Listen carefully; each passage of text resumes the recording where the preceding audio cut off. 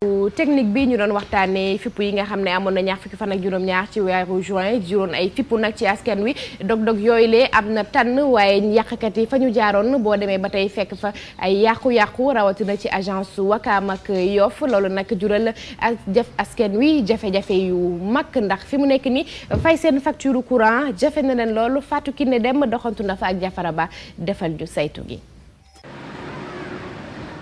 tollu na at ci tey ñuy fàttaliku agence Senelec yi ñu tojoon ay nit yi doon manifester di wane seenub naqar ci coupure courant yu leen sonaloon lool yenn ci agence yi nag ba nëga ni ngi yore seen melokaan bokk na ci agence bu Bourguiba askan wi fi dëkkee sonn lool bu ñu dee jóg di fay courant. da ngay dem jusqu'à Médina ñëw ñu ne la carte amul ngay obligé dem ba nu mu demee comment dirais-je papier. donc tout ça ça perd du temps bon franchement dëgg la nag population bi ñoom ñoo ko def du seen sago mais nag franchement je crois que Senelec am na ay moyens pour mën a defaat lii nii quoi. maa ngi sàkku ci gouvernement Macky Sall le président de la République Aly Ngouille Ndiaye le ministre de l'énergie et des mines et tout le gouvernement du Sénégal pour ñu taxaw agence yëpp yi nga xam ne dañu ko saccagé woon ñu defar leen parce que sénégalais ñoo taxaw ñoo leen fal foofu pour ñu taxaw seen soxla te loolu priorité la ci Sénégal. liggéey ba ñu doon def ci Senelec bu Bourguiba la ñu indi fii ci front de terre di néggandiku ñuy defar agence ba fii nag ci agence bu Wakaam bi donte liggéey bi tàmbali nañu ko ci weeru dong lay toll askan yu fi dëkkee di ko rafetlu tey ñaax ñuy toj ak di yàq. amoon nañ jafe-jafe yu méttee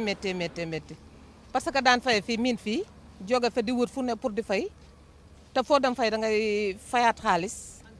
xam nga loolu tam coono la. sàkku si ñoom daal xamal leneen ne suñ ko yàqee suñu alal lañ yàq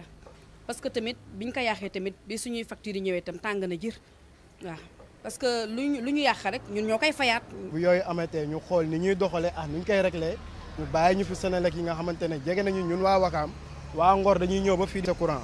waa Yoff dañuy ñëw ba fii di fay sa courant du ñun rek la si suñ intérêt nekk. chef d'agence bu Wakaam bi delsi na ci yëngu-yëngu ya ak melokaanu ñu ko doon def. bés boobu càcc mi moo ëppoon ci Wakaam ko Yoff bi nga xam ne dañ ko taal. fii dañu jël chaise yi jël bureau yi même buntu yu baax yi dañ ko yóbbu jël micro yi jël sanitaire yi jël donc lépp loo xam ne nekkoon na fa lu nekk valeur dañ ko yóbbu. ci bés boobu aussi lu mel ni Yoff encaissement bu fa nekkoon ci coffre bi mu nekk 7 millions dañ ko yóbbu dañ ko bënn yóbbu ko donc mu nekk ay yàqute yu bari. ak coupure yi tàmbali. ñu bari ci askan wi njoxtu nañu ne bu ñu ci jëlulee ay matuwaay li weesu daañu ko dundaat. ñu wax ci leneen loo xam ne mën naa giifal xol yi di festival handicap micro ñu jagleel ko nit ñi nga xam ne dañoo am laago dina am fii ci Dakar ñaar fukki fan ak juróom-ñeent jàpp fanweeri fan ci weeru juin dinañ ci waxtaanee wàllu cosaan ak aada waxtaanee ci wàllu tàggat yaram naka noonu mbiru artisanat mu nekk waxtu yoo xam ne ñi nga xam ne dañuy dundeek way laago dinañu mën a wane seen bopp ñu ànd ak leeral yi ak Pape Meyssa Faye. festival bi nga xam ne moom la ñuy def handicap micro. bi ñu war a organiser 29 ak le 30. dina am sport handicapé par le basket dina am artisan yi dina ñëw exposer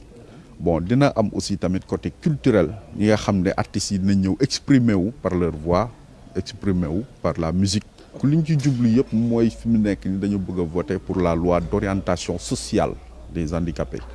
waaw mooy bi nga xam ne moom la ñu organisé woon moom la ñu voté woon à l'Assemblée nationale waaw donc li ñu bëgg ñu mettre ko en vigueur taxaw ci ba nga xam ne daal handicapés yi dinañ mën a am seen autonomie ci côté boobu mën a dem soqali loi bi ba nga xam ne dinañ ko mën a dund daal. Fatou mu ngoog mu mel ne loolu moo fi ruuse woon ci wàllu xibaar kalamay koccu ñetteelu kaas bi mu ngi ñëw ak Mamadou Mouhamed Ndiaye tonton Adak si la mu ñël tarxiis ñu dem tarxiis ci li nga xamante ne moo di 3 normaux yi ñu leen di indil ci wàllu actualité suba bu nekk rek ci li nga xamante ne mooy seen émission yeewu leen bi leen di gunge ci journée bi door ak yéen journée bi fas yéene ànd ak yéen ci ay digleek ay information ak yeneen yoo xam ne yaakaar nañ ne am na solo te dina leen soxal lool dañuy dem ci jëli li nga xam ne moom mooy service commercial du jour.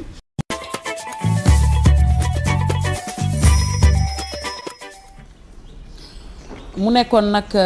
publicité page publicitaire ci seen émission yeewu leen na repère historique nga xam ne nag tey jii Astou lan nga fas yéene indi waxtaane ñu ko foog naa ne benn historienne benn chercheur la qui revient sur le statut de l'histoire de la Casamance. Bien dit Ndeye Fatou, Séverine Avenengo qui revient sur le statut de la Casamance parce que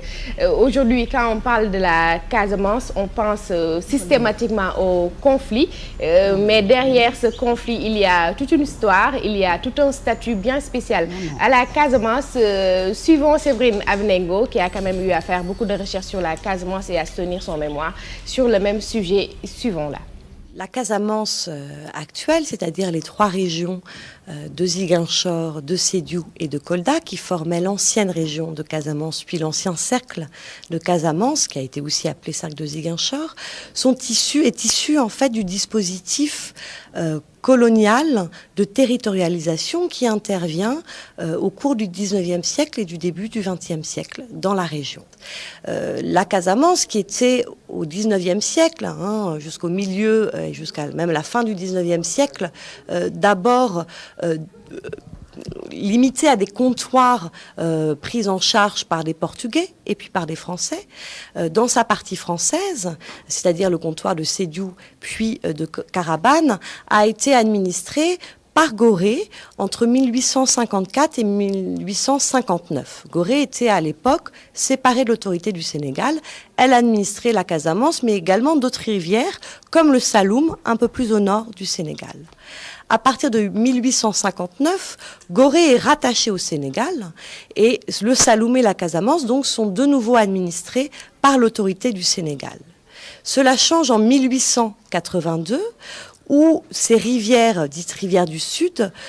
sont dotées d'un régime spécial qui perdure entre 1882 et 1889, donc un temps assez court. Le problème qui se pose pour l'administration coloniale française, c'est que la conquête n'est pas effectués. Ils sont en négociation à cette époque avec d'autres puissances européennes et notamment la puissance portugaise qui cédera le comptoir de Ziguinchor en 1886 et qu'il n'est pas possible de doter ces espaces-là d'un outillage administratif complet, ce qui est résolu par une administration spéciale qui dure quelques années seulement. En 1886, la convention franco-portugaise cède le poste de Ziguinchor à la France, mais la France met son pavillon en 1888. Le transfert se réalise 2 ans plus tard. À partir de ce moment-là, 1889, la Casamance est directement de nouveau administrée par l'autorité du Sénégal, avec un statut un petit peu spécial à l'intérieur de la colonie du Sénégal. En 1895, un décret réorganise l'ensemble du Sénégal. Le Sénégal comprend une administration en 7 cercles et un district. Donc 7 cercles qu'on connaît et le district de Casamance qui réunit les territoires dits de la Casamance. Ce statut spécial d'administration supérieure de la Casamance perdure jusqu'en 1939 où la Casamance redevient un cercle comme les autres à l'intérieur du Sénégal.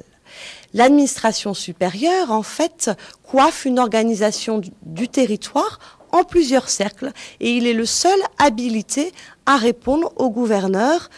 du Sénégal.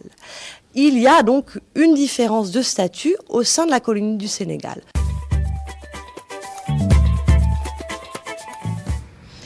Donc vous avez suivi Séverine Avenengo qui est revenue sur les différents statuts qu'a eu à connaître la Casamance. Ndeye Fatou Khady bu ñu ñëwee rek jéem a tënkaat moom ci ni mu ko waxee bu ñu xoolee Casamance ci ndoxteel li maanaam durant époque coloniale bi Gorée moom moo doon saytu lépp loo xamante ni si dafay yëngatu ci biir Casamance jàpp 1854 ba 1859 diir boobu yëpp Gorée la ñu joxoon Casamance muy xool yëngu-yëngu nga xamante ni si dafay am mais jamono jooju Gorée jàpp ñu ne woon ci biir Sénégal la nekk Gorée dafa doon doxee doxu boppam Sénégal di doxee doxu boppam donc ñeenti at yooyu 1854 jàpp 1859 Gorée mu ngi ko yor di ko saytu mais bu ñu demee ba 1859 Gorée da cee génnee loxoom jël Casamance delloowaat ko Sénégal pour mu yoral ko boppam mais après yor googu dina indi jiixi jaaxa ndax 1882 ba 1889 France dafa taxaw ne moom moo war a saytu Casamance Portugal taxaw ne moom moo war a saytu Casamance donc Casamance mu nekkoon loo xamante ni si mënoon nañ jàpp ne gâteau sax la woon ci tubaab yi nga xam ne dañ doon ñëw fii di jéem a conquérir suñu dëkk diir boobu mu am jiixi jaaxaa ñu dem ba ci yàgg Portugal 1886 Portugal taxaw ne man nangu naa bàyyee Gorée Sénégal googu mais bi mu ko bàyyee 1886 féetale ko français yi ci tàng-tàng bi mu mel ne Casamance yàgg naa tàng ci tàng-tàng bi nangul woon na ñëw teg ay drapeau reconnaître ne que ne Casamance zone am la